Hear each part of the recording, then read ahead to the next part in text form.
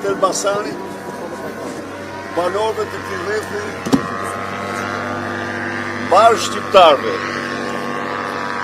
ju uroj nga zemra këtë festë, në të lashtër, në të bukur e festave, festën e ndrimit të natyrës, festën e shpresës, e bukurisë luleve.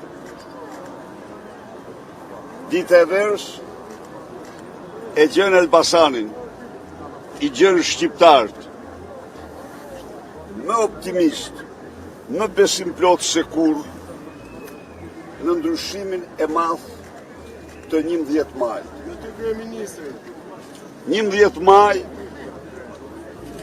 ose kjo ditë, frymëzon çdo shqiptar që me 11 maj të ndahen nga ky regjim që i varfroi ata gjerë në palës. Dhe unë sot nga Elbasani duhet t'u premtoj shqiptarëve, kudo që janë, se 3 muajt e parë, ajo që e kemi quajtur paketë e dhimbshurisë, do të nxjerrë çdo shqiptar nga varfëria ekstreme ata që janë. Do të thotë se do kenë një minimum jetik prej 200 eurosh.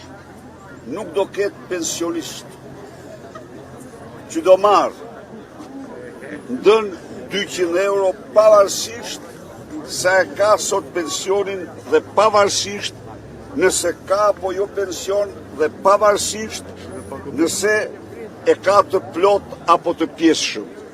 Pra, do bëhet një shpërndarje e re e të ardhurave buxhetore. Do ketë një rritje 20% të pensioneve. Do ketë një rrogë minimale 25% më të lartë se kjo që është sot, pra do jetë jo më pak se 500 euro. Do ketë një rrogë mesatare 1200 euro. Dhe unë zotrojnë para qytetarëve të Elbasanit dhe të Shqipërisë, dhe duhet të rikujtoj këtu, se për rastësi, premtimet e mia për dyfishim në rrogave i kam bërë për herë të parë në këtë qytet, dhe e kam mbajtur atë fjalë. Përsëri, unë e mbaj atë fjalë, rrogat do dyfishohet, dhe nuk do ndalim vrapin tonë gjersa të bëhemi përsëri njerëzit më të paguar në rajon. Kur ne të bëhemi njerëzit më të paguar në rajon, do thotë se ne gëzojmë të mirat dhe pasurit që krijon ky vend dhe i shpërndajmë ato me zemër në dorë, i shpërndajmë me drejtësi, jo duke krijuar një hendek të tmerrshëm midis rrogëlarëve dhe rrogëpunëve, sepse këtu njëri është hendeku midis të pasurve dhe të varfërve, hendek që do bëhet gjithçka për të ngushtuar, por është hendek që ekziston kudo, s'mund ta mohojmë këtë. Por tjetër është hendeku midis rrogave më të larta dhe rrogave më të ulta.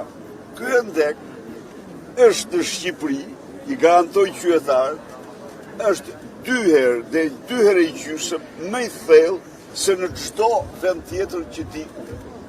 Në qoftë se në Shtetet e Bashkuara të Amerikës, presidenti i vendit merr një rrogë sa 5 rroga mesatare të qytetarëve të atij vendi, në Shqipëri presidenti merr një rrogë sa 10 rroga mesatare të qytetarëve të këtij vendi. Dhe kjo deputeti po kështu e me radhë.